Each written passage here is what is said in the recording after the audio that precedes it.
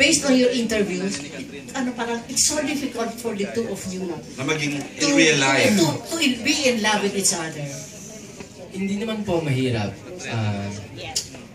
Choice lang namin. We want to focus really on our work. And friends lang talaga kami. Just until there. So, what we have is good. We don't want to spoil it. Okay, kasi may susunod ako dyan na tanong ha.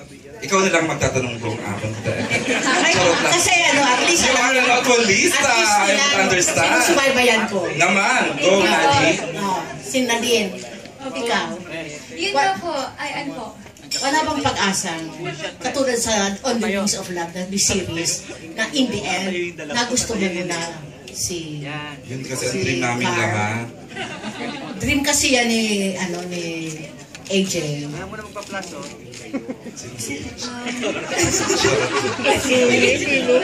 Go, Nat. Tignan po natin. Pero ngayon po kasi talagang, focus po kami. Kasi parang nag-work po siya ngayon, ayaw na po namin maging complicated. Kasi what if, yun na po, magkaroon pa kami ng like, away po or something. Siyempre mahirap po magtrabaho pagka meron pong gano'n. Hindi rin eh. Ngayon,